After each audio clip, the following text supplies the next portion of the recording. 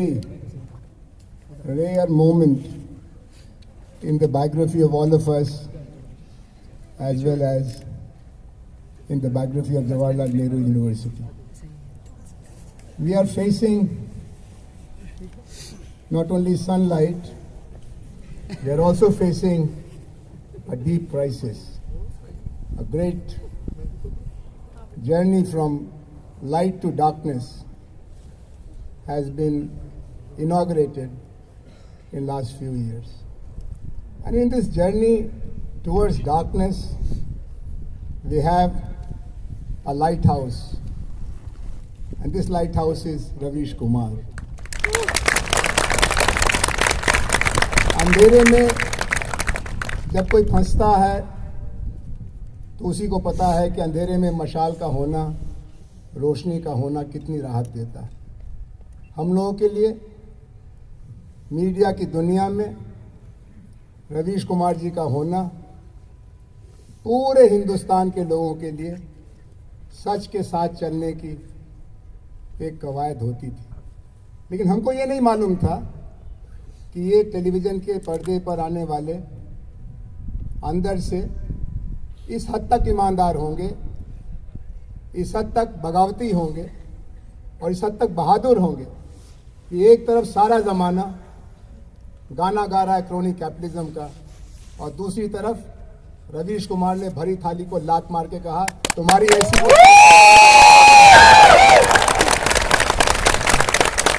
हम चांदी के सिक्कों पर बिकने वाले नहीं हैं, हम तुम्हारे डर से चुप रहने वाले नहीं हैं, हम भारत की संतान हैं और भारत जैसा चाहेगा वही हम कहेंगे, वही बोलेंगे, वही करेंगे। और सलाम इस हिंदुस्तान को कि जिस दिन रवीश भाई ने एनडीटीवी पर अडानी दरबार के कब्जे का विरोध करते हुए इस्तीफा दिया, 48 घंटे में रवीश कुमार के साथ 45 लाख लोग खड़े हैं। ये हमारी यकीन को मजबूत करता है। आज ये जो जवाहरलाल नेहरू विश्वविद्यालय अध्यापक संघ ने 4 दिनों का मोज़ाइक प्रोग्राम बनाया और जुड़ते और जोड़ते की कहानी को देश को समझाने के लिए तरह तरह के उपाय किए, उनमें रवीश भाई से संवाद एक महत्वपूर्ण मोड़ है। हम इनकी निगाह से हिंदुस्तान को देखते रहे हैं, इनकी ज़ुबान से समझते रहे हैं। आज ये हमारे सामने हैं, ये बहुत उत्साह का क्षण है। इसके लिए जवाहरलाल नेहरू विश्वविद्यालय अध्यापक संघ जनुटा को बधाई और ढेर सारी मुबारकबाद। मैंने पूछा अपने प्रेसिडेंट से कि ये हमको मिल कैसे गए भाई। जेएनयू में आना इस देश की नई पीढ़ी का सपना है। जेएनयू में पढ़ाना इस देश के पढ़े लिखे लोगों का सबसे बड़ा अरमान है। लेकिन जेएनयू पिछले कुछ वर्षों से 3-4 वर्षों से एक अनाथालय जैसा बन गया था। जिसका मन आया लाठी लेके चला आया, कभी छात्र संघ की अध्यक्षा को पीटा, कभी अध्यापिकाओं को पीटा, कभी अध्यापकों को पीटा और दिल्ली पुलिस और भारत सरकार मिली रही, गुंडों से जुड़ी रही और आज तक उनको कोई सजा नहीं दी। लेकिन तब राहत का मलहम रवीश कुमार जी ने लगाया था।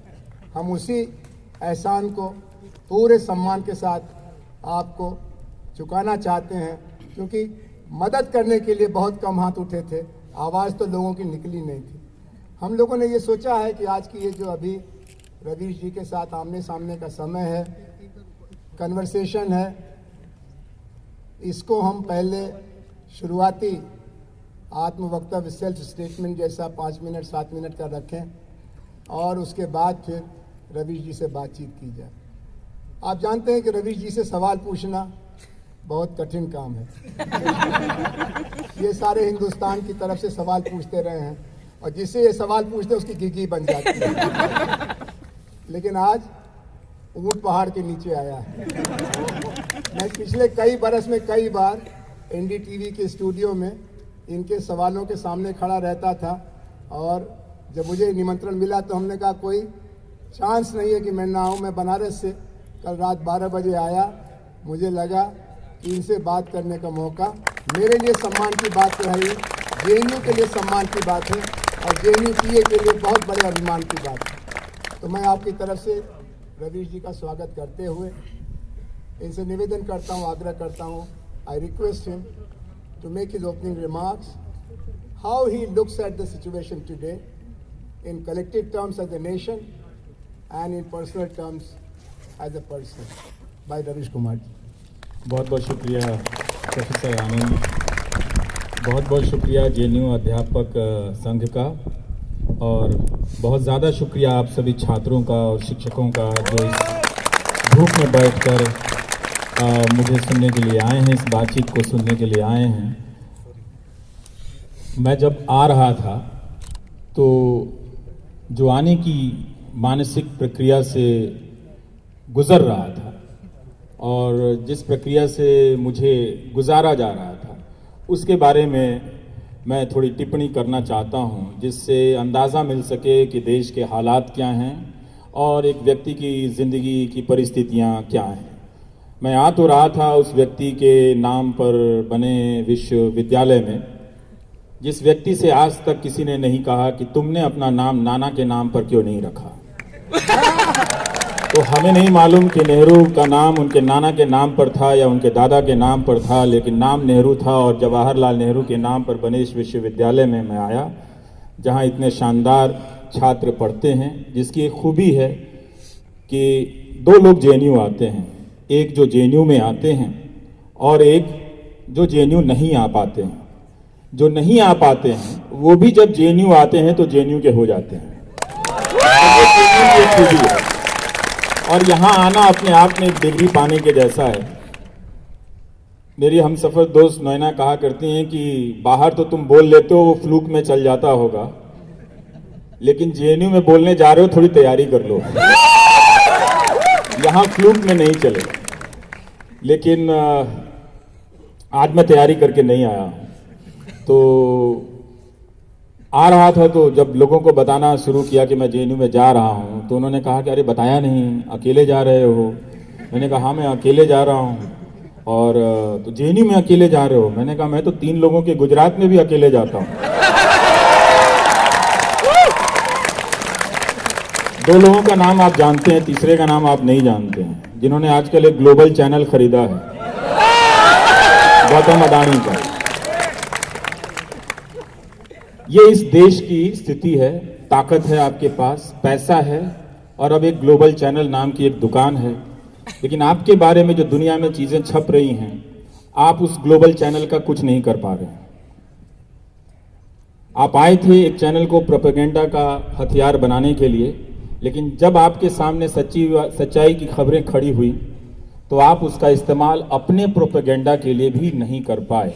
दरअसल झूठ की यही हालत होती है, चलता वो बहुत लंबा है, टिकता भी बहुत लंबा है, लेकिन जिस दिन भरभराता है उसके अपने हथियार काम नहीं आते हैं। और यही हाल गौतम अडानी का हुआ, और गौतम अडानी को आप आज के देश के हालात से अलग नहीं कर सकते हैं। उनकी मदद ना सत्ता में बैठे लोग कर पाए, ना वो अपने पैसे से खरीदे हुए तंत्रों से कर पाए अपनी मदद।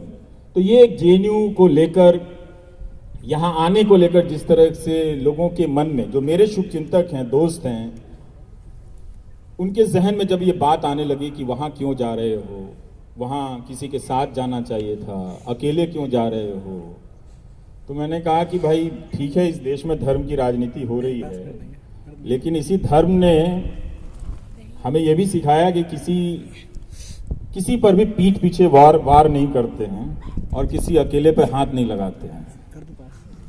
तो कोई भी इतना धर्म विरोधी नहीं होगा कि मुझे अकेले पे हाथ डाल दे। तो मैं अकेला ही आया हूं। तो ये एक हालात हैं सर। 2014 के बाद जिस तरह से पहले ही दिन से मीडिया के न्यूज रूम के भीतर जो हमला हुआ था, उसको लेकर जो मेरी छटपटाहट थी वो आने वाले वर्षों में सही साबित होती चली गई। तब मुझे मेरे ही करीब के लोग कहा करते थे कि कुछ ज़्यादा आपकी प्रतिक्रिया है, बहुत तीखी है, सच्चाई ऐसी नहीं है और ये देश ऐसा नहीं है। देश कभी भी एक तरफा नहीं झुकेगा और ऐसा नहीं होगा कि न्यायपालिका खत्म हो जाएगी, इंसाफ के मायने खत्म हो जाएंगे, आवाजें बंद हो जाएंगी। लेकिन ये सारी बातें धीरे धीरे सांस्थानिक इंस्टीट्यूशनल रूप से सही होती चली गई। ये जेएनयू अनाम छात्रों का भी है, लेकिन जैसे ही इस जेएनयू को आप कन्हैया का जेएनयू और उमर खालिद का जेएनयू कहते हैं, चीजें बदल जाती हैं। तब वो जेएनयू सिर्फ जेएनयू का नहीं हो जाता है, उन तमाम चुप्पियों पर एक सवाल के रूप में खड़ा हो जाता है कि उमर खालिद के साथ जो कुछ भी हुआ हो रहा है। हम इस स्थिति में पहुंच गए हैं कि जामिया, जब एक जेएनयू का मेयार गिरा दिया गया तो बगल में जामिया पर भी हमला हुआ और वो भी अपने आप को नहीं बचा सका। उसके छात्रों के खिलाफ जो पहला फैसला आता है और उसमें जज की जो टिप्पणी है, उस टिप्पणी पर देखिए हाईकोर्ट का फैसला आता है। तथ्य तो एक ही हो सकता है ना कि पुलिस के पास सबूत नहीं है, और वो सबूत नहीं है और किसी बेगुनाह को आप हफ्तों, महीनों, वर्षों जेल में डाल दें तो उसका एक संदर्भ बनता है कि किस संदर्भ में बिना सबूत के छात्रों को आप डाल सकते हैं। तो उस संदर्भ पे अगर अदालत की टिप्पणी होती है तो अदालत ही उन टिप्पणियों को हटा देती है। तो हम जरूर, कुछ लोग हैं, आप लोग हैं जो किसी के लिए तालियां बजा रहे हैं, तो इससे मुझे एहसास तो होता है कि मैं अकेला नहीं हूं। लेकिन ये तस्वीर भी मुझे नजर आ रही है कि अदालत के भीतर बैठे लोग कितना डर गए हैं। आज सबसे ज्यादा मुझे सुरक्षा की जरूरत नहीं है, सबसे ज्यादा अगर सुरक्षा की जरूरत है तो जजों को है, जजों से है शायद। चीफ जस्टिस का यह बयान है कि जज बहुत काबिल हैं, अपने न्याय की जानकारी में, कानून की जानकारी में वे अपने स्तर पर फैसला ले सकते हैं, मगर ट्रोल किए जाने या किसी अन्य आशंकाओं की वजह से, एप्रीहेंशन की वजह से वो जमानत का फैसला तक नहीं दे रहे हैं। जब जज की कुर्सी पर बैठे लोग जमानत का फैसला अपनी कानूनी समझ और विवेक से ना दे पाएं, इसका मतलब आप किसी भूखंड में तो रहते हैं, आप किसी भूभाग में तो रह रहे हैं, किसी पहाड़ के टीले पर रह रहे हैं, किसी नदी के किनारे रह रहे हैं, किसी सड़क के किनारे रह रहे हैं, किसी मोहल्ले में रह रहे हैं, मगर किसी देश में नहीं रह रहे हैं। अगर किसी देश में रह रहे हैं तो किसी लोकतंत्र में नहीं रह रहे हैं। अगर न्यायपालिका में बैठे लोग जमानत का फैसला तक नहीं दे सकते और ये टिप्पणी तक नहीं कर सकते कि पुलिस ने जानबूझकर बिना सबूतों के आधार पर बेवजह किसी को चुप कराने के लिए निशाना बनाया, जो कि इस देश की न्यायपालिका और कानूनी प्रक्रिया की एक सच्चाई है, हर दौर की सच्चाई है, हर सरकारों की सच्चाई है, हम सब जानते हैं, और उसे एक स्पंज करा दिया जाता है। फिर बाद में जज रिक्यूज कर लेते हैं। जो भी परिस्थितियां हैं हम सब देख रहे हैं, मगर हम कब तक देखेंगे? क्या हम देख रहे हैं? क्या हम बोल रहे हैं? उस अनुपात में इन प्रश्नों को हम सबको इन प्रश्नों के सामने खड़े करना पड़ेगा कि हम क्या इसके समक्ष हैं। हम इसके समक्ष खड़े हैं, बोल रहे हैं, मगर हमारा अनुपात छोटा है। सत्ता जिनके कब्जे में है उनका अहंकार इतना ज्यादा हो गया है कि अब चीजों को, सवालों को वो सत्ता में होने के हिसाब से बोल रहे हैं। ऐसा लगता है कि उनके पास अपना जवाब नहीं था, तो उन्होंने उस जावेद अख्तर का संवाद चुरा लिया जिस जावेद अख्तर से वो नफरत करते हैं। जाओ पहले अपने भाई का साइन लेकर आओ। जब उनसे पूछा गया कि अदानी, उनसे का मतलब प्रधानमंत्री नरेंद्र मोदी से,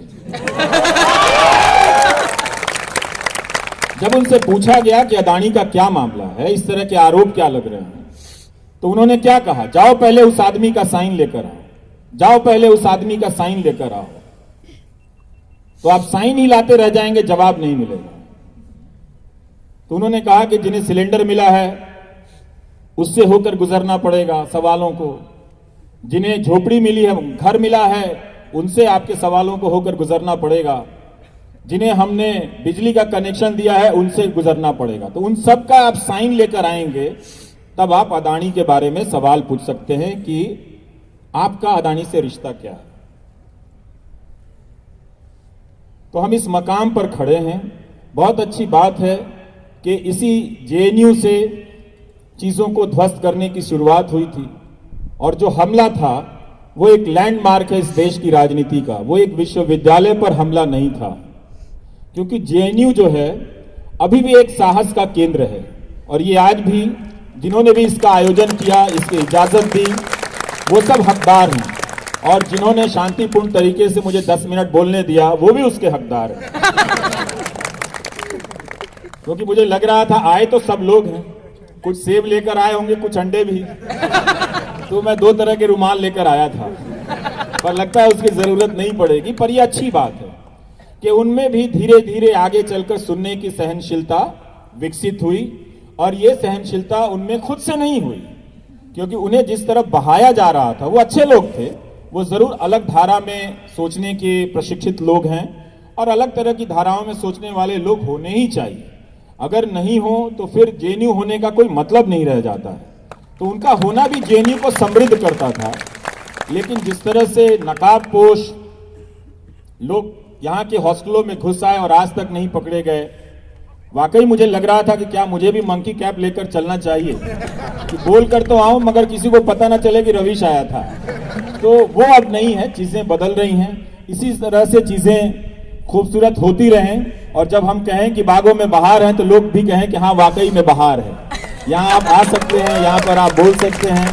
तो ये जेएनयू वो अर्जित करता है जिस जेएनयू के नाम पर पूरे देश के विश्वविद्यालयों में या पूरे देश के छात्रों में, जिनके भीतर एक सपना पनपा था अच्छी यूनिवर्सिटी का, उसे कुचला गया, उसके सपने से जेएनयू को विस्थापित कर दिया गया। लेकिन ये नहीं बताया गया कि अगर जेएनयू नहीं तो दूसरा आदर्श विश्वविद्यालय कौन है, उन्हें ये नहीं बताया गया। पर कितनी सुंदर बात है कि इन तमाम हमलों के बीच जेएनयू खड़ा रहा कि हम नहीं, दूसरा कौन है ये हम नहीं जानते, मगर दूसरे का नाम आने से पहले हम ये जानते हैं कि हम हैं। तो आप हैं, तो आप सबका होना हमारे वक्त के लिए बहुत अच्छी बात है।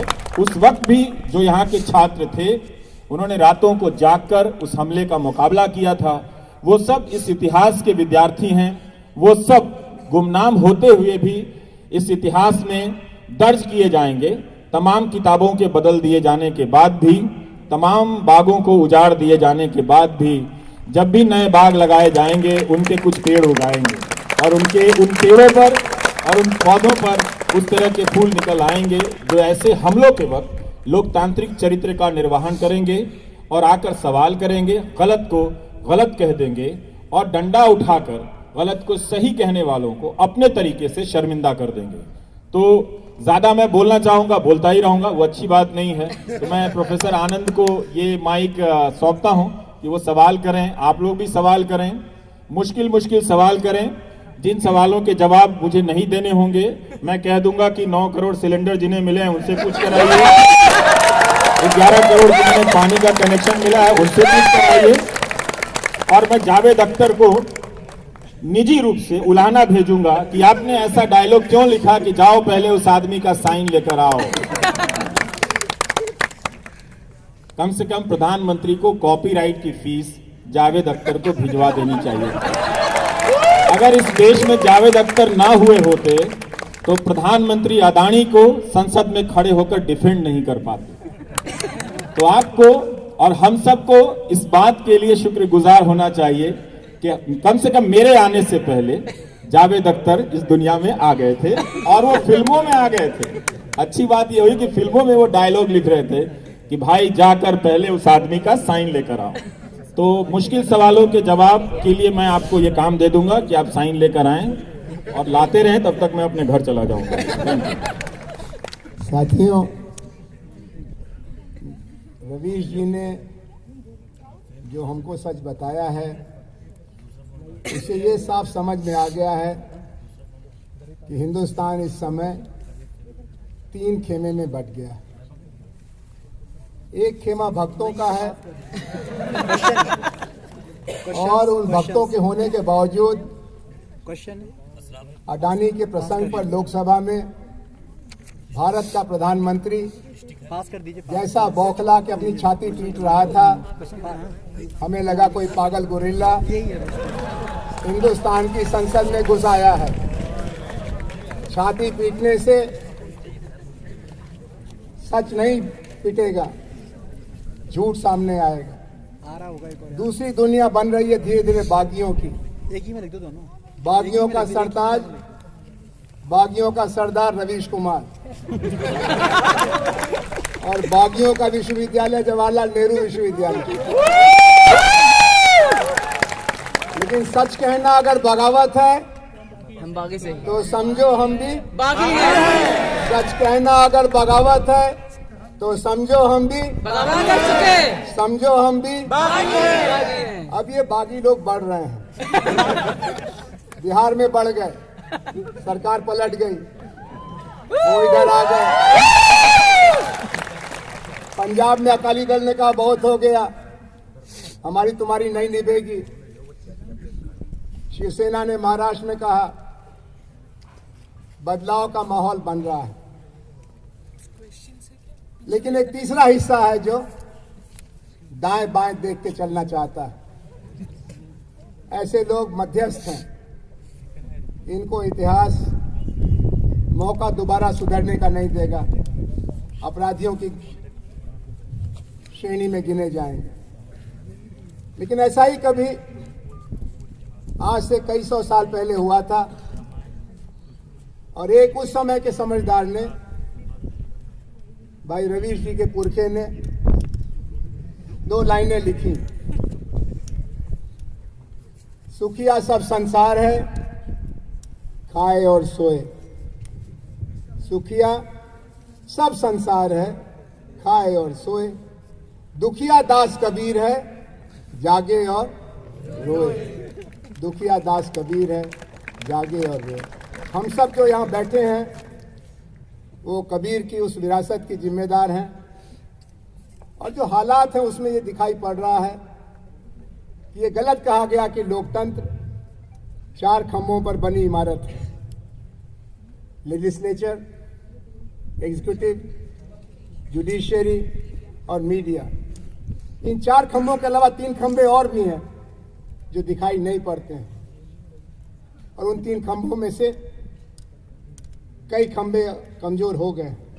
वो तीन खंभे हैं नागरिक समाज, राजनीतिक दल, सभी राजनीतिक दल और ज्ञान केंद्र यानी विश्वविद्यालय।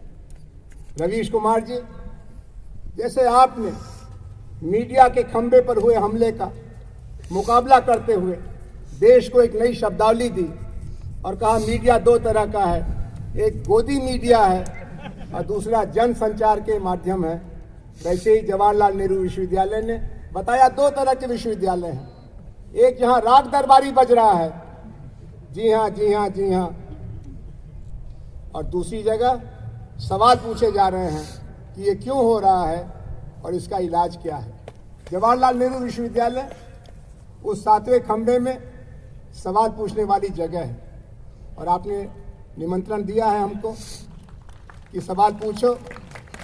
तो पहला सवाल तो यही बनता है कि क्या कारण हुआ कि आपने हिंदुस्तान के सबसे महत्वपूर्ण चैनल को कई दर्जन एपिसोड भारत की शिक्षा व्यवस्था के खोखलेपन के बारे में जागृत करने के लिए, जागने के लिए बनाया।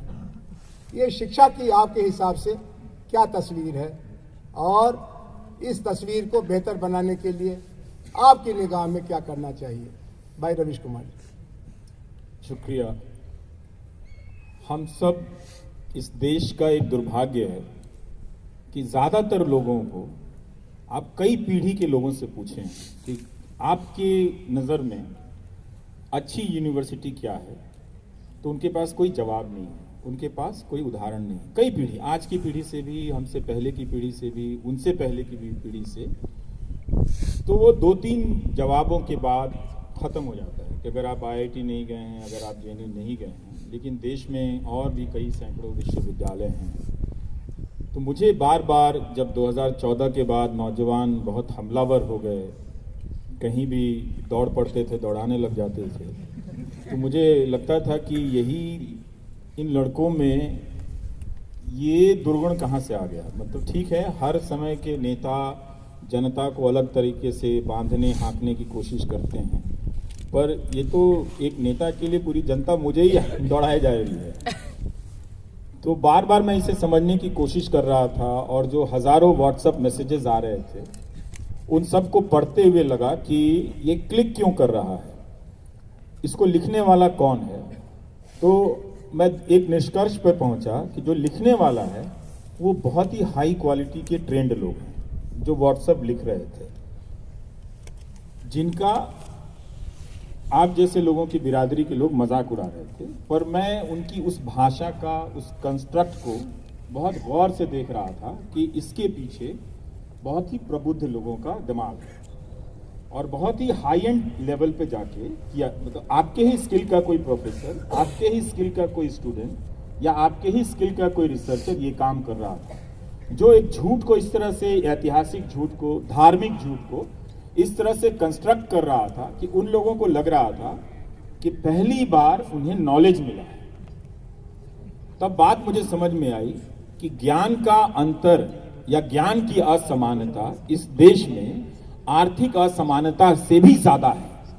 हम और आप में पैसे का बहुत फासला हो सकता है, आप छात्रों के बीच भी पैसे का बहुत फासला हो सकता है। क्योंकि आप जेएनयू में हैं तो आप सभी का एक स्तर है, तो वो वहां भी फासला है, मगर उन फासलों में काफी अंतर है, बहुत कम दूरियां हैं। लेकिन जैसे ही आप यहां से बलरामपुर की किसी यूनिवर्सिटी के छात्र या मोतिहारी के यूनिवर्सिटी के एमएस कॉलेज के किसी छात्र के नॉलेज से आप तुलना करें या मगध यूनिवर्सिटी के किसी छात्र के नॉलेज से तुलना करें, तो ज्ञान की असमानता वो भयानक है। तो हमने उन छात्रों को ये कभी पता ही नहीं चलने दिया, उनके बाप दादाओं को भी नहीं, उनको भी नहीं, कि आपके इलाके में जो कॉलेज है, जो यूनिवर्सिटी है, वो खंडहर है। हजारों के हजारों छात्र हर साल पास होकर निकलते रहे, पर उन्हें पता ही नहीं चला कि अच्छी मिठाई होती क्या है। तो वो स्वाद नहीं दिया गया, वो स्वाद उन्हें व्हाट्सएप से मिलने लगा था और उसके रंगीन अक्षरों से, उसकी रंगीन डिजाइन से मिल रहा था, जिसे वो पहली बार ज्ञान के रूप में ग्रहण कर रहे थे। और उनका आत्मसम्मान, आत्मबल, उस जिसे हम कहते हैं प्रोपेगेंडा, उससे उनको बढ़ रहा था।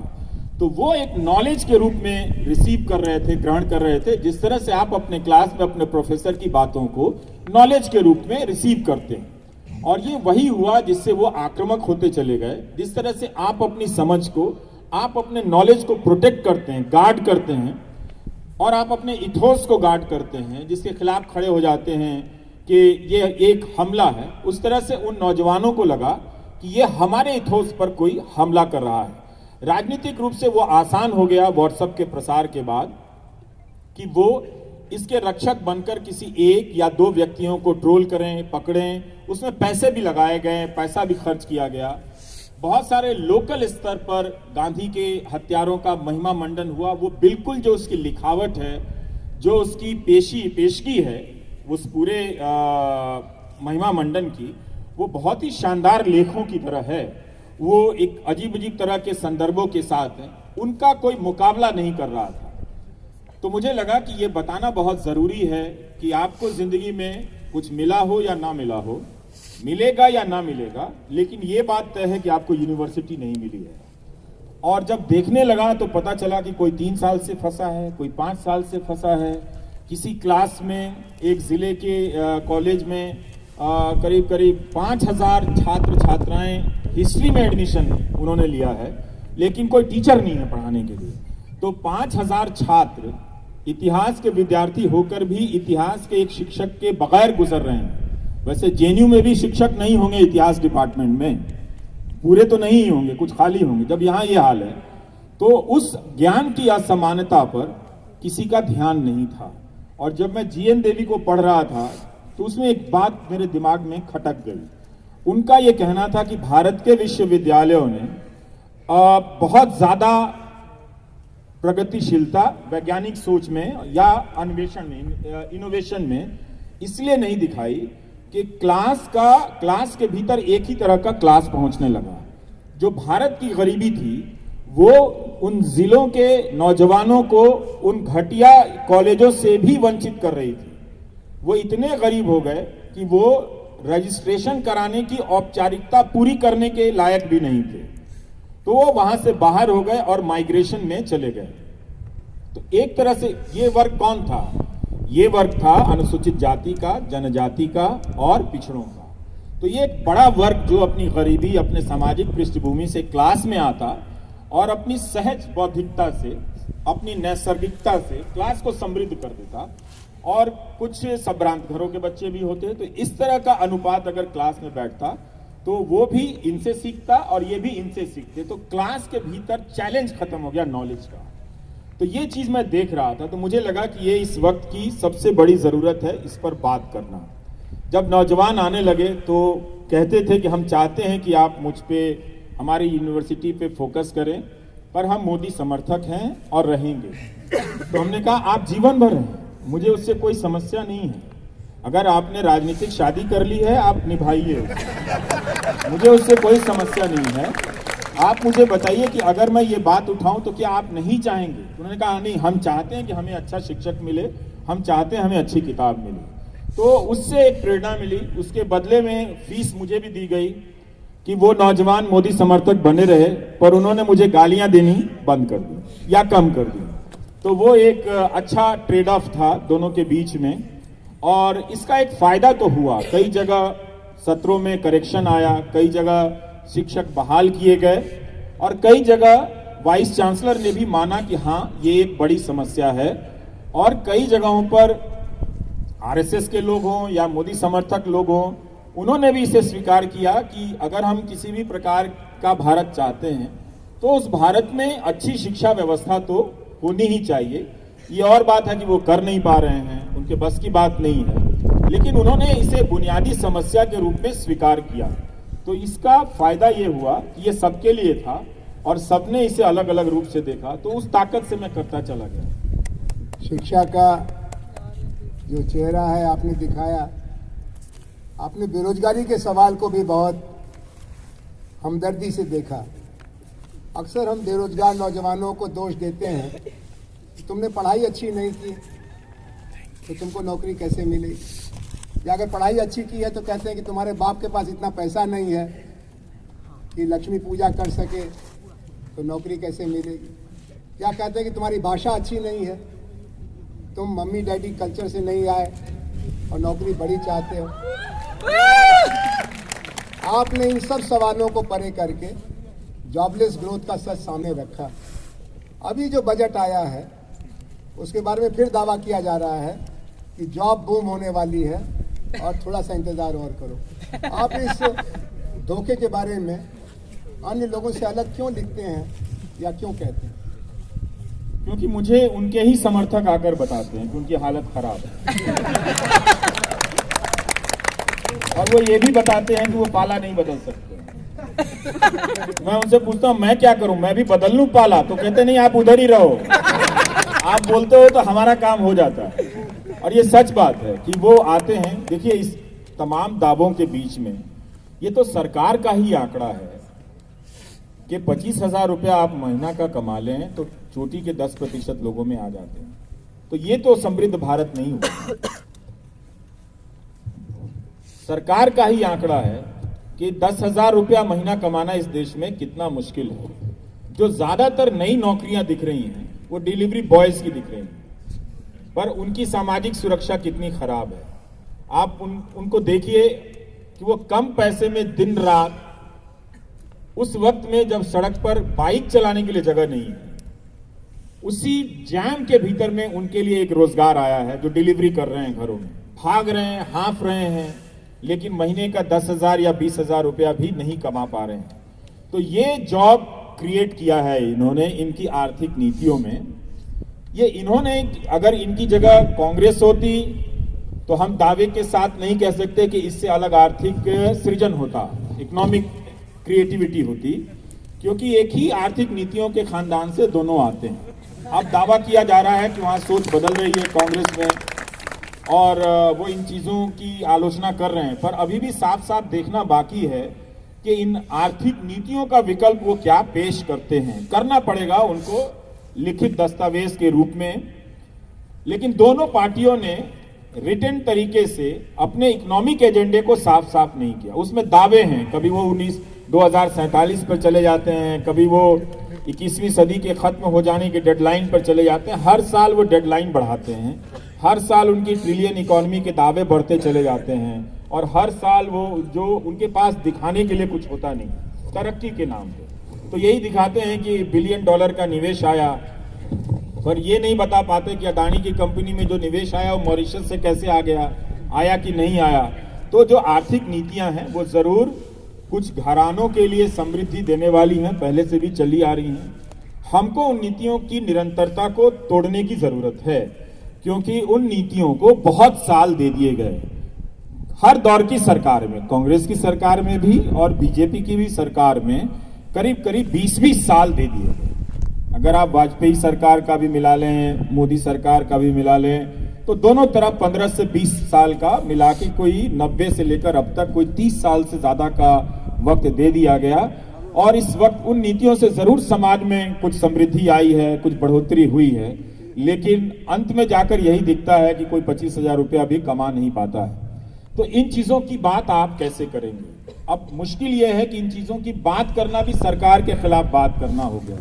कोई भी बात आप करें तो उसकी डिजाइन ऐसे की जाती है कि आप सरकार के खिलाफ बात कर रहे हैं, लेकिन ये तो जनता के हक की बात है कि आखिर कब तक लोग 10,000 या 15,000 की नौकरी करने के योग्य होंगे। 2021 या 22 में तो ये डेटा है कि 12,000 से ज्यादा बिजनेसमैन सुसाइड किया। अदानी राष्ट्रवाद, एक नया राष्ट्रवाद आया, अदानी नेशनलिज्म। हमसे पहले कहा गया कि आपको इंडिया को डिफेंड करना है, तो चलो भाई इंडिया को डिफेंड करते हैं, चाहे जिसी भी वजह से करते हैं। अब कहा जा रहा है कि इंडिया को डिफेंड करना है तो पहले अदानी को डिफेंड करना पड़ेगा। तो वो सारे न्यूज चैनल कह रहे हैं कि भारत पर हमला हो गया, पर वो सारे न्यूज चैनल तब तो नहीं कह रहे थे कि 12,000 इसी देश के बिजनेसमैन जब अलग अलग कारणों से बिजनेस डूबने के कारण सुसाइड कर रहे थे। ऐसा तो नहीं हो सकता कि वो सुसाइड करने वाले सारे कांग्रेस के वोटर होंगे या सारे कोई लेफ्ट के वोटर होंगे। उनके भी वोटर होंगे, उनके भी समर्थक रहे होंगे, पर यह कैसी राजनीति है कि उनकी पार्टी के व्यापार मंडल भी, व्यापार मोर्चा भी अपने कारोबारियों की आत्महत्या पर बोल नहीं पाया। आप सोचिए, आप तो फिर भी बोल रहे हैं, लेकिन उनके समर्थक होने की कीमत कितनी बड़ी है कि उनकी बिरादरी के लोग सुसाइड कर रहे हैं।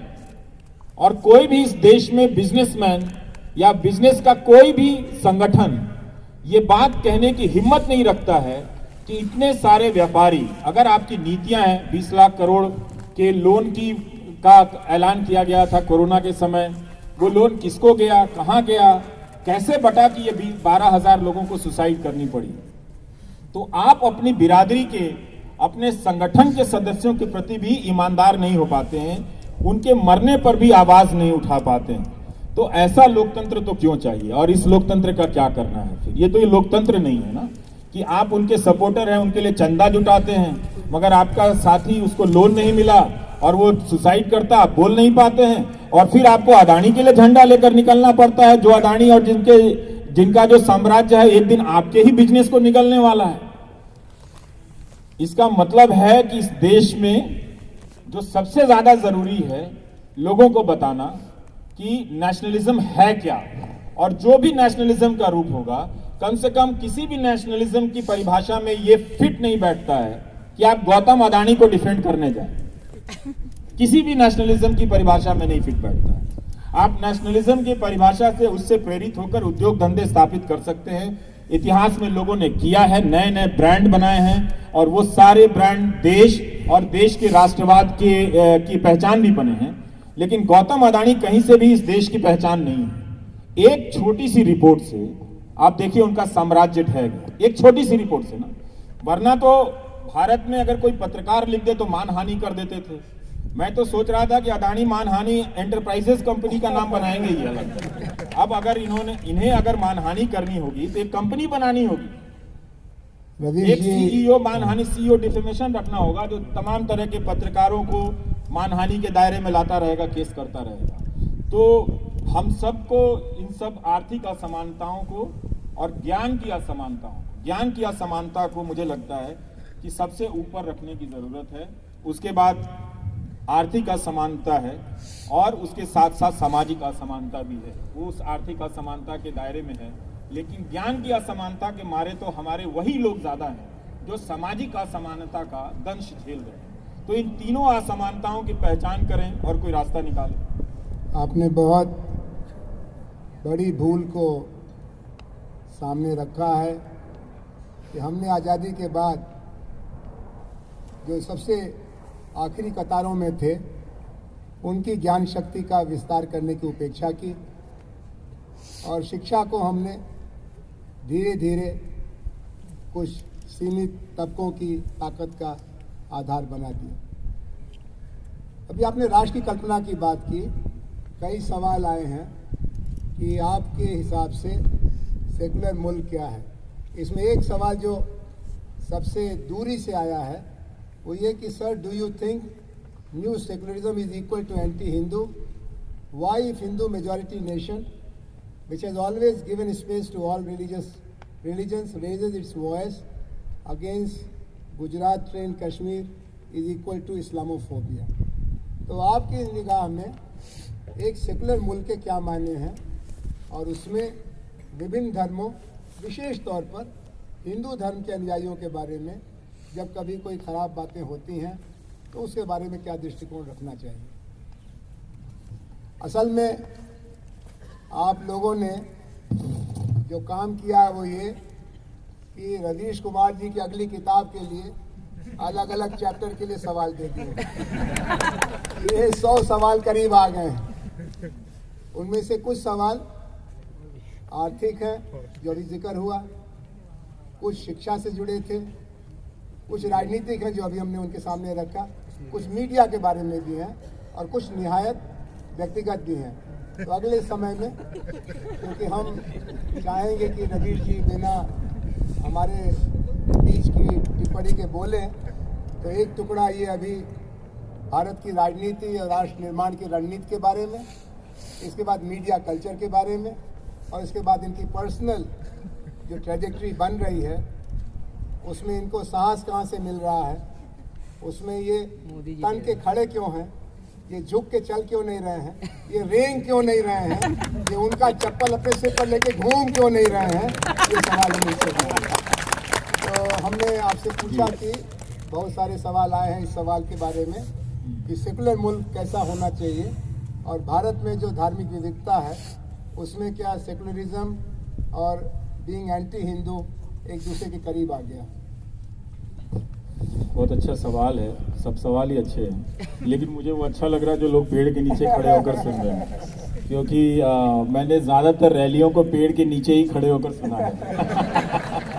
तो मुझे आज यहाँ अच्छा नहीं लग रहा है कि यहाँ कोई और बोल रहा होता मैं वहाँ होता। आज ज़रूर शुरुआत इसकी आपने बागी की बात की, मैं वहाँ से शुरू करता हूँ, देशद्रोही की बात से। तो अब तो आप कोई भी बात कहिए तो आपका जब देशद्रोही का टैग है वो लग जाता है। तो मैं सोचता हूँ देशद्रोही कौन होता है? देशद्रोही हमेशा जो वही होते हैं जो सत्ता में होते हैं, क्योंकि जनता में जो होता है वो विद्रोही होता है। तो ये जो देशद्रोही लोग हैं ये संविधान की शपथ लेते हैं और संविधान का उल्लंघन करते हैं, फर्जी यूएपीए लगा देंगे, फर्जी एनएसए लगा देंगे। तो इनसे बड़ा तो कोई देशद्रोही नहीं हुआ ना। आम जनता ने तो अपनी सामाजिक आर्थिक जिम्मेदारियों का निर्वहन करने के लिए शपथ नहीं ली है, वो संविधान की बदौलत उसका नागरिक जरूर है, पर ये तो जब जिस दफ्तर में जाते हैं बाकायदा उस किताब की शपथ लेते हैं और ठीक उसका उल्लंघन करते हैं।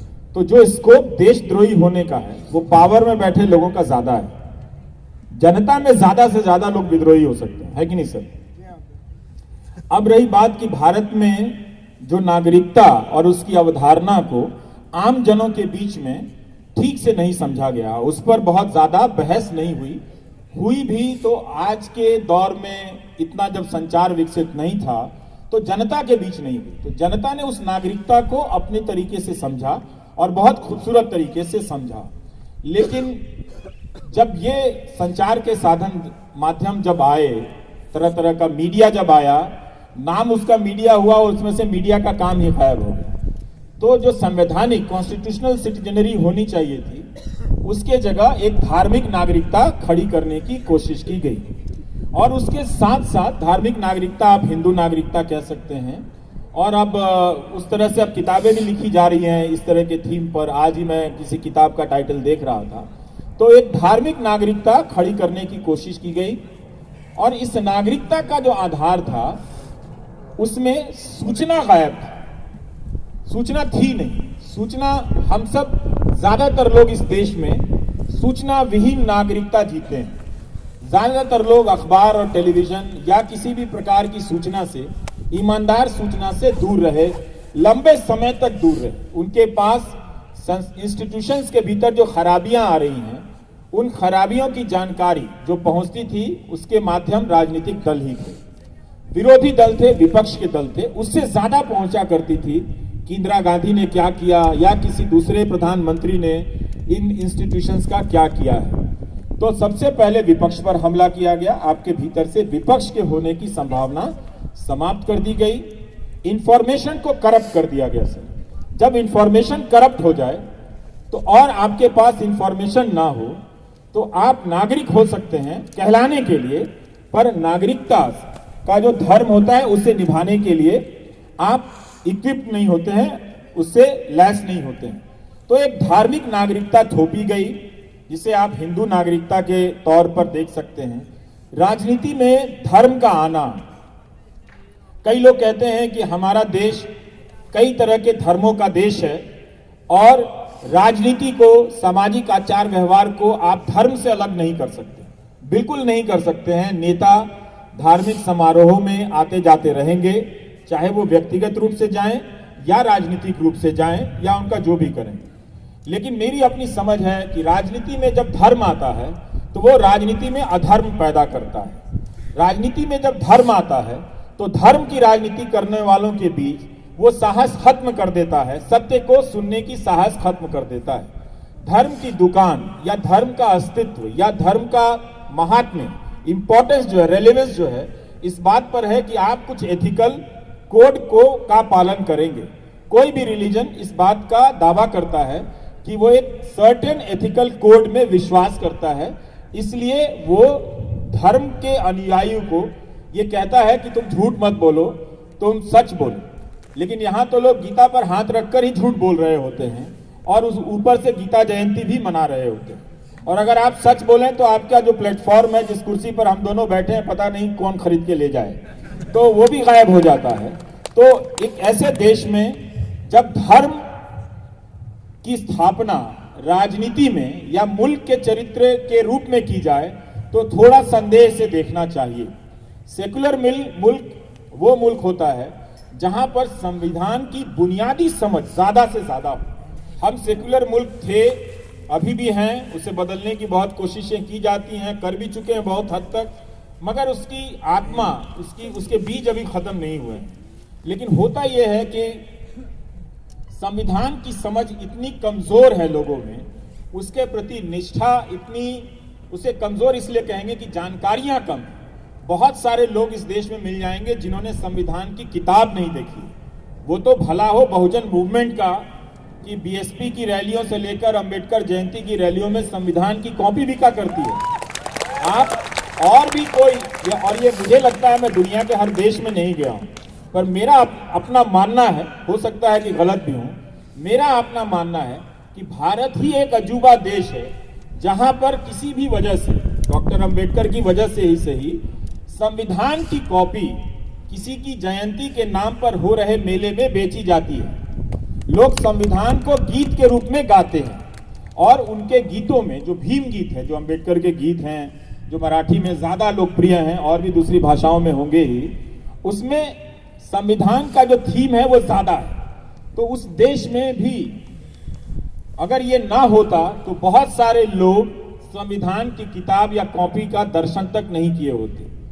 अगर कांशीराम की राजनीति ना आई होती तो लोगों ने अंबेडकर की प्रतिमा तो देखी, पर यह नहीं देखा कि उस प्रतिमा में एक किताब भी है।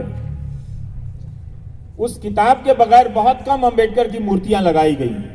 अगर एक हाथ उनका उठा हुआ है, एक उंगली सामने की तरफ है, तो एक हाथ में वो संविधान की किताब भी है। तो कॉन्स्टिट्यूशन को जनता के बीच ले जाने का काम अभी भी पूरा नहीं हुआ। बहुजन मूवमेंट ने हमें ये राजनीतिक विरासत में सौंपने का काम किया है, या उसे आप अंबेडकर मूवमेंट कहें जिसने महाराष्ट्र में ये काम किया है। तो संविधान जनता तक पहुंचा नहीं, तो नागरिकता या देश इसकी समझ आप जरूर धर्म, उसकी संस्कृतियों, क्योंकि ये सब उसकी शिराएं हैं, इसके बगैर तो शरीर बनता नहीं है, मगर आत्मा तो संविधान है। और जो सेक्युलर देश है उसका मतलब यह है कि वो कॉन्स्टिट्यूशनल देश हो। उसका मतलब है कि आप संविधान की नजर से सबको बराबर समझें। उसका मतलब ये नहीं कि आप किसी एक धर्म के लोगों को आप इतना प्रताड़ित कर दें, उसके अधिकार बोध खत्म कर दें और दूसरे लोग शांतिपूर्ण तरीके से उसे देखें, सहमति जताएं। नागरिक हम नहीं हैं। नागरिक अगर हम होते तो एक नागरिकता के आधार पर दूसरे नागरिक के साथ हो रही गलतियों को, जातियों को हम महसूस करते। हम सामाजिक जरूर हैं, हम पारिवारिक बहुत ज्यादा हैं। तो अपने परिवार में कोई बीमार होता है तो हम बहुत चिंतित होते हैं। अपने देश में किसी को अवैध रूप से सिद्दीक कप्पर, जिसने वो रिपोर्ट तक ना लिखी और उसे 28 या 18 महीने के लिए जेल में डाल दिया गया, हम उसके दर्द को महसूस भी नहीं करते हैं। ये इसलिए नहीं होता है क्योंकि हमारे भीतर नागरिकता नहीं है, हमारे भीतर संविधान आधारित राष्ट्र नहीं है, हमारे भीतर संविधान आधारित सेक्युलर समझ नहीं है। हमने सेक्युलरिज्म को हमेशा धर्म के कॉन्टेक्स्ट में समझा है, हमने सेक्युलरिज्म को कॉन्स्टिट्यूशनल ड्यूटी के रूप में नहीं समझा है। संविधान ने बाद में इसे जोड़ा गया या नहीं जोड़ा गया, संविधान अपने तमाम अधिकारों से और अपने तमाम बिंदुओं से हम सबको यही कर्तव्य दिया कि आप एक दूसरे के लिए महसूस करेंगे, एक दूसरे के लिए सुरक्षा चौकीदार बनने का काम करेंगे। मगर यहां तो आपकी चौकियां लूट ली गई और जिस पर लूटने का इल्जाम लगा उसने ही कह दिया वो चौकीदार है। तो अब क्या कर सकते हैं? तो मेरी नजर में ये बहस चलती रहनी चाहिए। ये मैं इसमें लेकर मैं अपने तौर पर बहुत स्पष्ट हूं कि हिंदू राष्ट्र भी होगा तो क्या उसमें कोई जज इतना डरपोक होगा कि बेल नहीं देगा? तब तो हमें ऐसा हिंदू राष्ट्र भी नहीं चाहिए। जो लोग हिंदू राष्ट्र की कल्पना में दिन रात खपाए बैठे हैं, मैं उन्हीं को बुलाकर पूछना चाहता हूं कि तुमने ऐसा हिंदू राष्ट्र क्यों चाहा कि जहां एक जज इंसाफ ना कर सके? तुमने ऐसा हिंदू राष्ट्र क्यों चाहा कि किसी अकेले को घेर कर मार दिया जाए? क्या तुमने इसके लिए हिंदू राष्ट्र चाहा? अगर आपको इतिहास में मौका मिला ये बनाने के लिए, तो क्या आपने ये उत्तम आदर्श प्रस्तुत किया कि आप गौतम अडानी को लेकर सवाल उठा तो आप बोल नहीं पाए? क्या आप हिंदू धर्म का ये कमजोर चेहरा देखना चाहते हैं? हर धर्म अपने अनुयायी को एक चरित्र देता है और वो चरित्र है, आप सिख धर्म में जाइए, सिख धर्म ने सिखों को क्या दिया है? सिख धर्म ने सिखों को एक चरित्र दिया है, कैरेक्टर दिया है। आप हो जाए कुछ भी, गुरुद्वारे में जाकर लंगर के बाहर जूते साफ करने पड़ेंगे। वो अपनी मर्सिडीज से उतरकर जूते साफ करते हैं। वो जाते हैं खालसा इंटरनेशनल बनाकर टर्की में और सीरिया में मदद करने चले गए हैं। तो क्या ये हिंदू राष्ट्र के अगर सबसे बड़े नायक हैं तो क्या ये उनका किरदार है कि जब आरोप लगे तो आप जावेद अख्तर का डायलॉग चुरा कर बोलते हैं जाओ पहले उसका साइन लेकर आओ? तो ये क्या किरदार है? तो हम किसी भी तरीके से हिंदू राष्ट्र का कोई शिखर नहीं देख रहे हैं। अगर ये सपना था, जिस सपने को लेकर 100 साल चले, तो हम उन्हीं की बात करते हैं। आपने ये दिखाया हमें कि आपने एक ऐसा अपना श्रेष्ठ नेता दिया जो अडानी का नाम लेकर नहीं बोल सकता। इतना ही कहा जा सकता था कि जांच होगी, आप जांच पर भरोसा कीजिए, पर तब तक आप नहीं कह सके। आप लगे सरकारी योजनाओं का पैम्फलेट पढ़ने के लिए। वो तो हम सब जानते हैं आपकी योजनाओं के बारे में, कौन नहीं जानता है? तो अगर आप किसी धर्म के बारे में, अब 8 साल हो गए, तो आप बताइए कि उस धर्म की संकल्पना के हिसाब से आपने क्या दिया? ये ऐसा गुलाम मीडिया दिया जो सरकार से सवाल नहीं कर सकते। अगर आप हिंदू राष्ट्र में यकीन ही करते हैं तो प्रधानमंत्री नरेंद्र मोदी उसके श्रेष्ठ नागरिक हैं, है कि नहीं? लेकिन वो तो 8 साल से प्रेस कॉन्फ्रेंस नहीं कर सके। तो हिंदू धर्म तो सबसे खुला धर्म है। आप कहीं से कोई आ जाइए, एक संप्रदाय बना लीजिए, एक देवता ले आइए, सब कहेंगे हमें स्वीकार है, ले आइए इनको भी।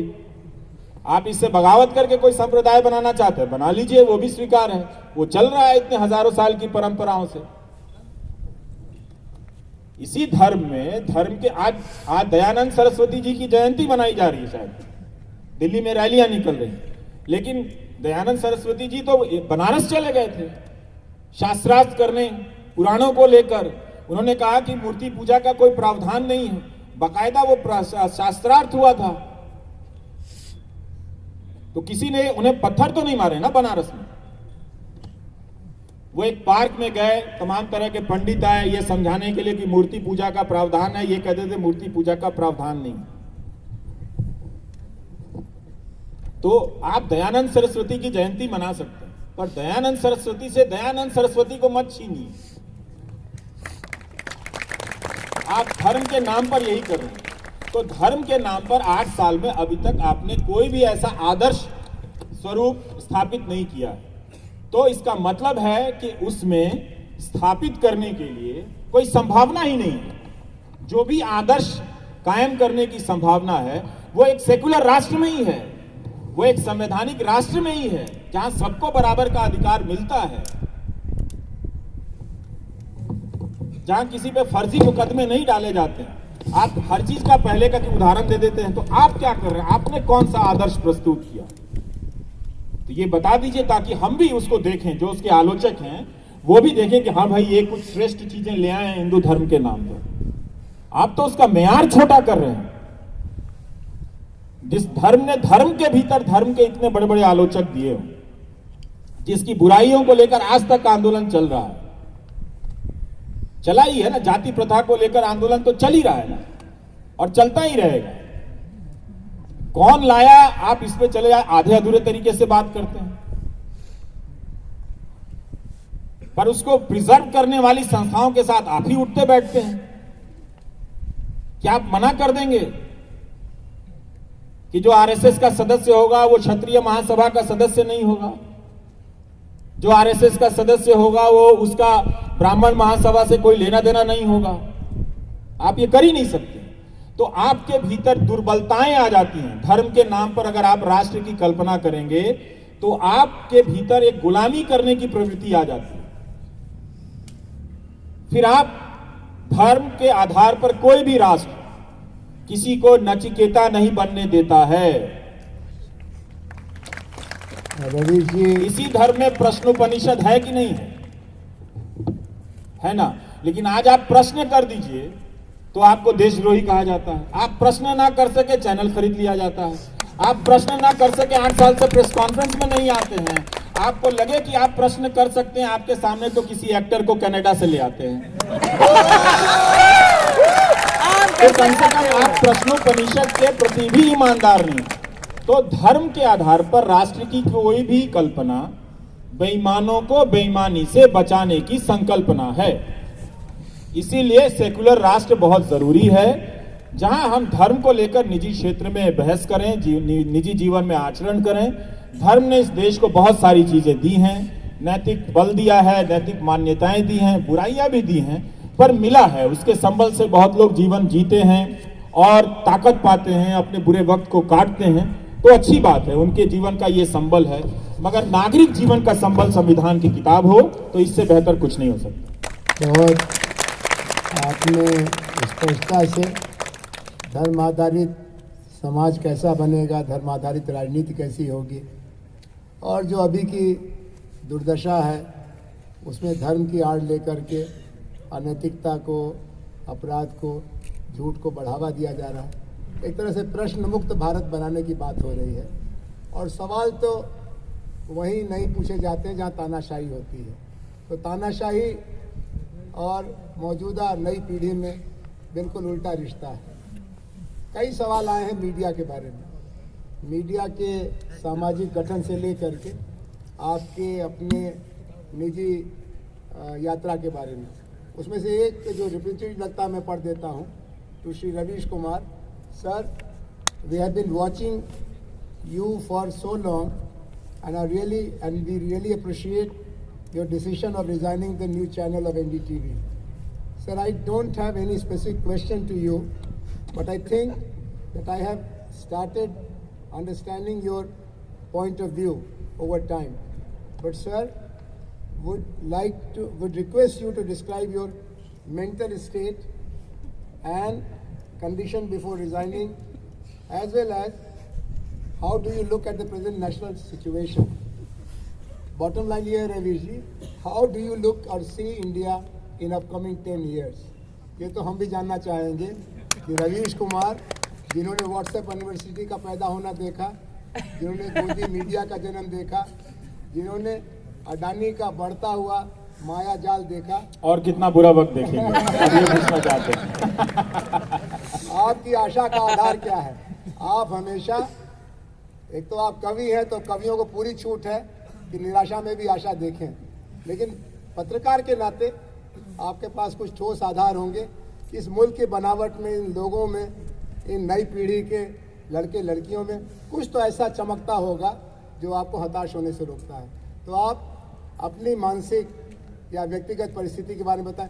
एक सवाल तो ये भी है कि आपकी दिनचर्या आजकल क्या रहती है, और एक सवाल और भी है जो हम लोगों को नहीं पूछना चाहिए लेकिन पूछना ही पड़ेगा, वो ये कि आप इतने व्यस्त रहते हैं फिर भी पढ़ने का इतना समय कैसे निकाल लेते हैं। ये सवाल हम अपने विद्यार्थियों से नहीं पूछ सकते, क्योंकि हमको मालूम है तो काफी पढ़ते हैं। जवाहरलाल नेहरू विश्वविद्यालय के विद्यार्थी 24/7 पढ़ाई में लगे रहते हैं। जो पढ़ना चाहिए वो तो पढ़ते ही हैं, जो नहीं पढ़ना चाहिए वो भी पढ़ते हैं। रवीश भाई, इस्तीफा देने अचानक तो नहीं दिया, पर जब ये खबर आई कि अदानी एनडीटीवी खरीद रहे हैं, तो मेरे जो शुभचिंतक हैं वो मेरे लिए बहुत चिंतित हो गए, मुझसे ज़्यादा हो गए, मैं भी चिंतित हो गया। जब आपके शुभचिंतक चिंतित हों तो आपको भी चिंतित होना ही चाहिए। तो उन्होंने कहा कि ऐसे मत छोड़ देना, देख लो कुछ सेवेरेंस मिल जाए, देख लो कुछ ये मिल जाए। तो मैंने कहा अच्छा ठीक है, मैं पूछ लूँगा, लेकिन मैं छोड़ना चाहता हूँ। तो और हर दूसरे दिन फ़ोन आता था कि अभी आपको इस्तीफ़ा देने की ज़रूरत नहीं है, ये लीगल बैटल है, ये महीनों चलेगा। तो मैंने कहा कि इस देश में लीगल बैटल उमर खालिद के लिए है, अदानी के लिए नहीं है। वो हफ्तों में हो जाएगा। और हवा जब बदलती है तो आप महसूस कर लेते हैं। इस वक्त की हवा थोड़ी सर्दी भी है और आने वाली गर्मी की तासीर भी है इसमें, तो आप महसूस कर लेते हैं। तो मैं एनडीटीवी के भीतर की हवा को महसूस करने लगा था। और ये जान गया था कि एक चैनल जिसके पास केवल एक चैनल है, अच्छा है चाहे बुरा है जैसा भी है, लेकिन अब उसके पास कोयले का खदान होगा, एयरपोर्ट होगा, समंदर के किनारे के बंदरगाह होंगे, रेलगाड़ियां होंगी, बिजली का मीटर होगा, बिजली का कनेक्शन होगा, क्या पता कल को पानी का कनेक्शन होगा। तो फिर हम रिपोर्ट क्या करेंगे? तो अदानी ही करेंगे। और वो सारी आशंकाएं बाद में साबित हो गई। एक दिन मैं एनडीटीवी के वेबसाइट पर देख रहा था कि 5 या 6 खबरें प्रो अदानी थी, और ये सब चल रहा था। जो उद्योगपति 2 सवालों का सामना नहीं कर सकता है, वो भाषण दे रहा है कि वो फाइनेंशियल टाइम्स जैसा बनाएंगे। उसी समय वो दैनिक जागरण में उसका एक फीचर इंटरव्यू छप रहा है। तो इन सब को देखने जानने के बाद अदानी एक स्वतंत्र कैपिटलिस्ट होते। कोई कैपिटलिस्ट से कोई मेरी लड़ाई नहीं है। अगर कोई गुजिया बनाने वाला, समोसा बनाने वाला उद्योगपति खरीद लेता तो मैं शायद कुछ दिन रुकता, पर अदानी को मैं कभी भी मोदी से अलग नहीं देख पाया, उनकी राजनीति के हिस्से से अलग नहीं देख पाया, क्योंकि उनका उभार उस दौर के समय, ऐसा नहीं है कि भारत में काबिल इंडस्ट्रियलिस्ट नहीं हैं, काबिल लोग नहीं हैं, लेकिन वो उनका एक्सटेंशन है। तो उनके ही एक्सटेंशन में नौकरी करने से अच्छा है करना और बीजेपी के दफ्तर में बैठ के पैम्फलेट लिखना, दोनों तो एक ही बराबर है ना। आप बीजेपी के दफ्तर में बीजेपी के लिए पैम्फलेट लिखो या एनडीटीवी के दफ्तर में बैठ के बीजेपी के लिए लिखो, दोनों बात बराबर है। तो हमने इस्तीफा दे दिया। मैं ये जानता था कि मुझे कोई काम नहीं मिलेगा, मुझे बहुत काम आता है अपनी इंडस्ट्री का, और वो काम किसी नैसर्गिक प्रतिभा से नहीं, मैंने खुद घिस घिस के सीखे हैं, पंचर बनाने से लेके कार का इंजन बनाने तक। लेकिन प्रोफेसर आनंद, ये बात ये देश याद रखेगा कि मुझे किसी ने 2000 रुपये का ऑफर नहीं दिया काम का, और इस बात के लिए इस देश के लाखों करोड़ के विज्ञापनों से लैस मीडिया संस्थानों को शर्मिंदा तो होना ही पड़ेगा, आज ना कल। और मैं बोलता ही रहूंगा कि इस तरह के गोदी मीडिया को मत देखो, सब्सक्राइब मत करो। काम करते हुए भी बोला और उसके बाहर भी जाकर बोलूंगा, क्योंकि ऐसा नहीं है कि वो मुझे अफोर्ड नहीं कर सकते। ये राज भी कभी पता चल जाएगा तो आप सब जान जाएंगे कि इसे अफोर्ड करना तो सबसे आसान है पैसे के हिसाब से भी, लेकिन कोई कर नहीं सका। सबको मालूम है कि वहां छप जाएगा तो उसका पूरा कैरेक्टर बदल जाएगा। तो ये भाषण जरूर देंगे, कहानियां आपको विवेकानंद की सुनाएंगे, कहानियां आपको गौतम बुद्ध की सुनाएंगे, कहानियां आपको दयानंद सरस्वती की सुनाएंगे, लेकिन दयानंद सरस्वती की तरफ प्रश्न करने वालों को 2000 रुपये का नौकरी नहीं देते हैं। और जब मैं राधा वल्लभ त्रिपाठी का वीडियो आप सब यूट्यूब में देखिएगा, वो काशी का शास्त्रार्थ करके बहुत शानदार वीडियो, उसमें बता रहे हैं कि उनके पास, दयानंद सरस्वती के पास पैसे की कमी ये नहीं थी, कोई एक सेठ था उनको पैसा देता था कोई अठन्नी चवन्नी में, जिससे वो पर्याप्त पैम्फलेट छपवा लेते थे, किताबें खरीद लेते थे और पूरे शहर में पैम्फलेट लगाते थे बाकायदा कि इस तारीख को मैं मूर्ति पूजा के विरोध में, पुराणों के विरोध में आज शास्त्रार्थ करने वाला हूं। आप मुझे वैसा भारत लाकर दे दो। तो ये तो रहा, तो इसलिए मैंने इस्तीफा दे दिया। और वो बात, मेरी सारी आशंकाएं साबित होने में कोई ऐसा नहीं कि इस साल भर का इंतजार करना पड़ा। 10 दिन में ही हिंडनबर्ग की रिपोर्ट आई, भर आ गया भाई साहब। अब वो रजत शर्मा क्या इंटरव्यू देने नहीं जा रहे हैं हिंदी में, अंग्रेजी में इंटरव्यू देने के लिए इंडिया टुडे नहीं जा रहे हैं। हम कह रहे हैं भोजपुरी में आ जाओ, हम अपने यूट्यूब चैनल, हम भोजपुरी बोलेंगे, आप गुजराती बोलना, गुजरात के लोग भी बहुत पसंद करते हैं, देंगे इंटरव्यू। तो वो सब मैं जानता था कि मेरे पास अगर YouTube नहीं होता तो मेरा जर्नलिज्म का कैरियर खत्म था, प्रोफेशनल कैरियर। जिस प्रोफेशन को मैं बिलोंग करता हूं उस प्रोफेशन ने मुझे डिसोन कर दिया। लेकिन वो अभी भी चाहते हैं कि उस प्रोफेशन के जो एथिक्स हैं वो मुझ पे लागू हो, उन पर लागू ना हो। ये बहुत चतुराई का काम है। पर मुझे हैरानी होती है कि इस गोदी मीडिया को कोई कैसे सपोर्ट कर सकता है। आप ठीक है, आप प्रधानमंत्री मोदी के कुछ काम से खुश हैं, उन्हें सपोर्ट कर सकते हैं, फेयर डील। आप पॉलिटिक्स में तमाम तरह के विकल्पों को देख के किसी को सपोर्ट करते हैं। इस मीडिया को देखकर ये किसी लायक नहीं है। दुनिया के किसी देश में छोड़िए, अपने गांव में इसको डिफेंड नहीं कर सकते आप, इस गोदी मीडिया को अपने गांव में नहीं। इस मीडिया को लेकर भी कोई नहीं बोल रहा। तो ये जानते हुए भी इस्तीफा दे दिया तो जरूर भावनात्मक रूप से। मुझे उसके पहले कई लोग मिल रहे थे। 2 घटनाएं हैं। एक हमारे साथी मित्र ने लिखा कि हम सब जानते हैं कि आपको बहुत दबाव आ रहा होगा कि आप वहां बने रहें क्योंकि वो स्पेस चला जाएगा, लेकिन अगर हमें ये पता चल जाएगा कि इस बात के लिए आपने इतना घुट-घुट कर जिया है और इतनी तकलीफ उठाई है उस न्यूज़ फ्लोर में, तो हम बर्दाश्त नहीं कर पाएंगे।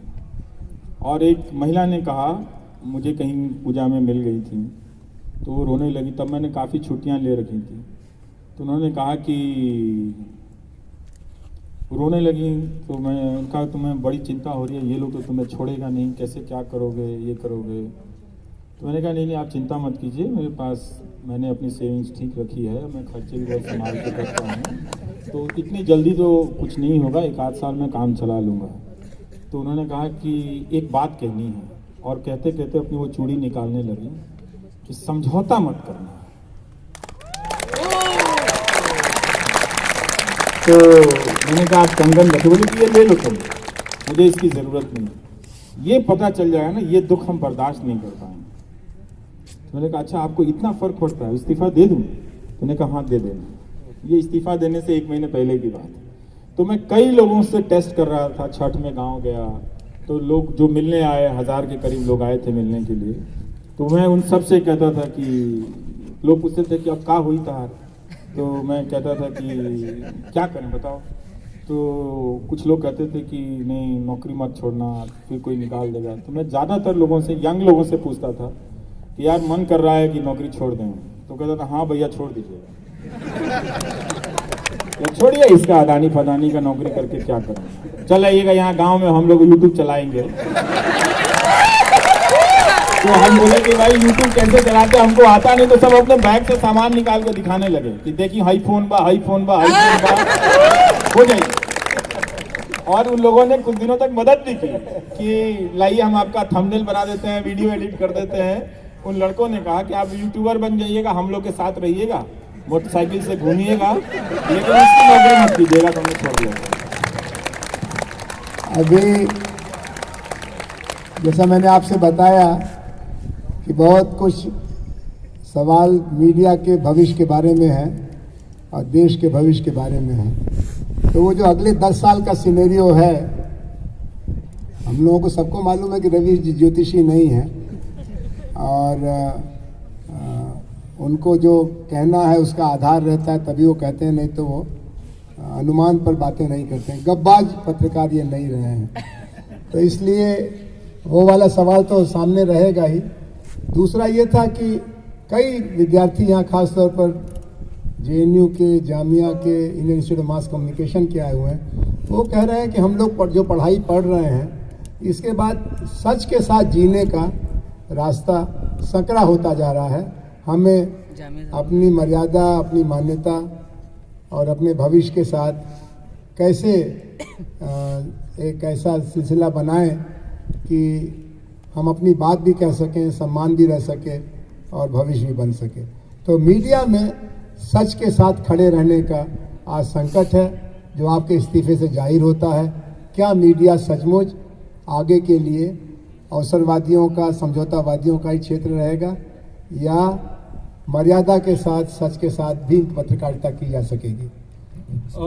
ये एक जायज़ चिंता की बात है। जो नौजवान पत्रकारिता की पढ़ाई पढ़ रहे हैं, मुझे लगता है कि किसी भी अच्छे रिपोर्टर को, चाहे वो नेचुरल रूप से टैलेंटेड हो या फिर जॉब फ्लोर पे वो ट्रेनिंग लेता हो, उसके बनने में, अच्छा रिपोर्टर बनने में कम से कम 5 साल, और अच्छा हो कि उसे 10 साल मिले।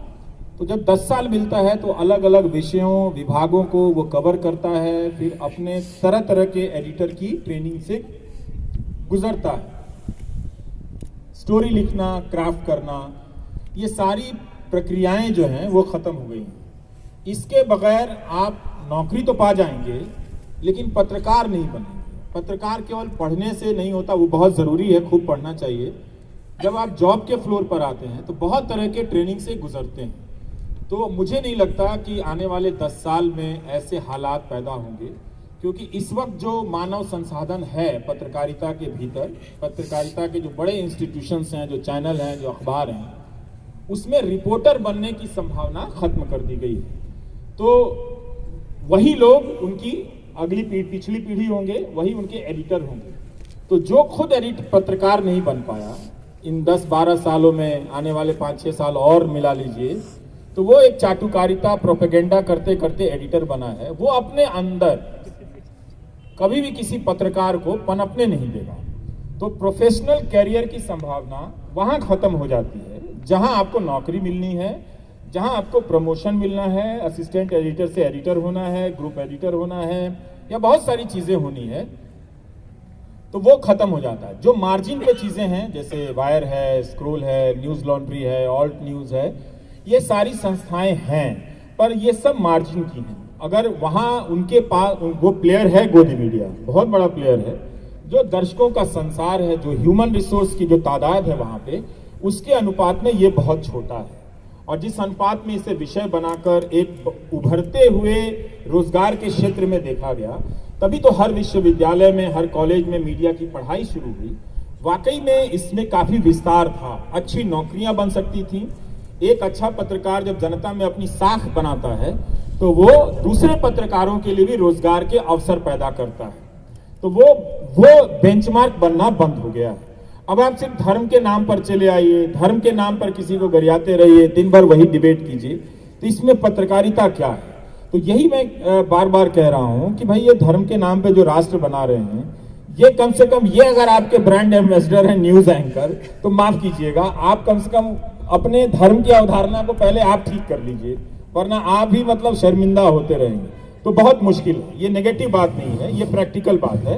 हाँ, अच्छी बात ये है कि बहुत सारे नौजवान YouTube में, अब मालूम नहीं YouTube में कब तक उन्हें करने दिया जाएगा। ये जो चांदनी रात है YouTube की, वो कितने दिनों की है मालूम नहीं, 4 दिनों की है या 4 साल की है, क्योंकि वो बार बार एक अंग्रेजी का एंकर यूट्यूबर को ललकारने लगा है।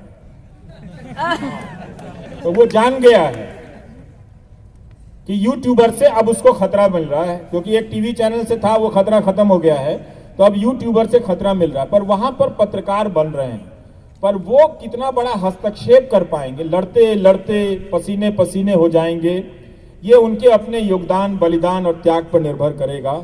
लेकिन सांस्थानिक मीडिया का स्वरूप अगले 10 साल तक नहीं बदलने वाला है, क्योंकि आप मालिक तो नहीं बदल सकते ना। संपादक तो जूते चाट रहा है, ये तो जूते के अलावा तलवे भी चाट रहे हैं जो मालिक हैं, जो बड़ी बड़ी गाड़ियों से घूमते हैं, कहीं डाबोस में चले जाते हैं, नया नया कोट सिलवा के ब्लैक वाला जो मिलता है, तो ये तो नहीं बदल पाएंगे। तो ये इतना ओनरशिप, इतना ह्यूमन रिसोर्स आप रिप्लेस नहीं कर पाएंगे।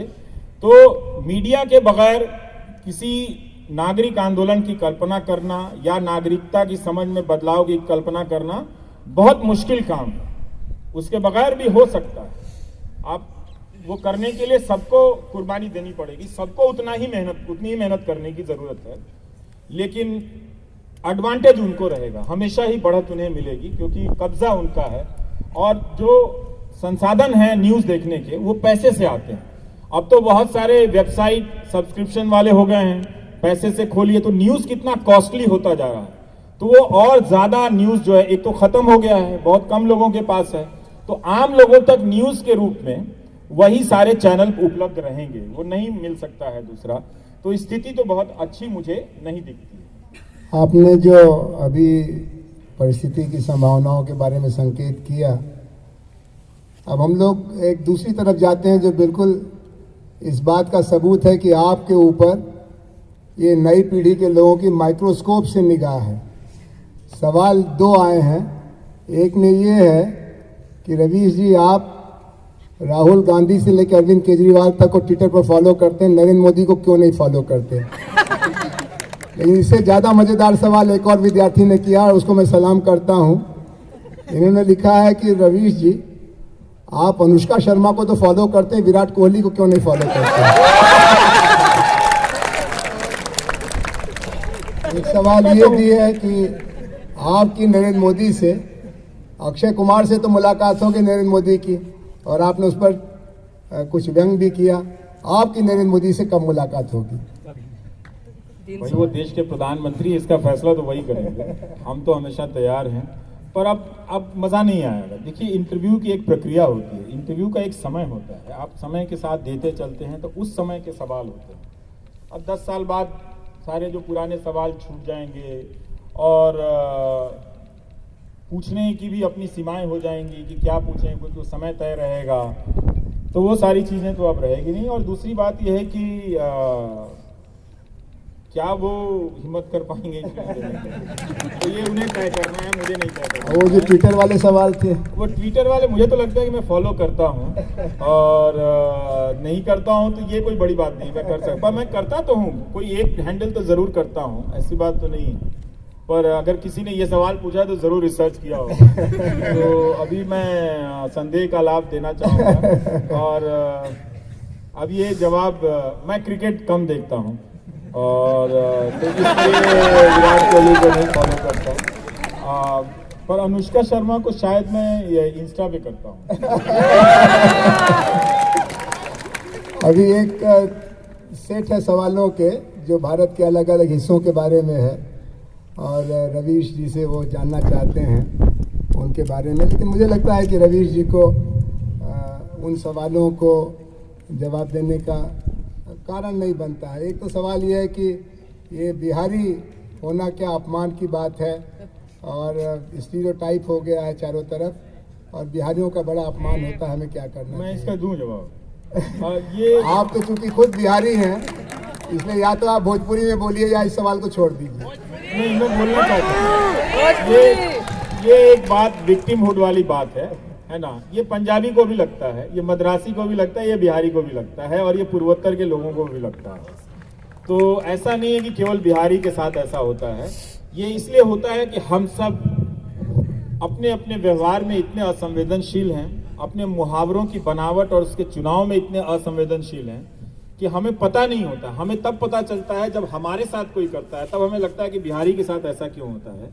लेकिन फिर क्या बिहारी चेक करता है कि वो मद्रासी के साथ क्या कर रहा है? क्या बिहारी चेक करता है कि वो पंजाबी के बारे में क्या बोलता है? क्या बिहारी चेक करता है कि वो बंगाली के बारे में क्या बोलता है? यही बात है कि हम सब एक दूसरे को संदेह की निगाह से देखते हैं। हाँ, चुटकुला सहने के मामले में आप पंजाबी लोगों का कोई मुकाबला नहीं। जितना लतीफा सिख लोगों को बनाया गया और जितना उन्होंने लतीफे के स्पिरिट में लिया, वो सही मामले में डेमोक्रेटिक लोग हैं कि उन्होंने उसका बुरा नहीं माना, बल्कि सिख ही सिख के लतीफे सुनाते रहते हैं। पर वो ये बात जानते हैं कि ये लतीफा। लेकिन हाँ, अगर आप पंजाब से आ रहे किसानों को आप खालिस्तानी कह दें, आतंकवादी कह दें, तो वो ये भी जानते हैं कि लतीफा नहीं, वो ये जानते हैं कि आ कहां से रहा।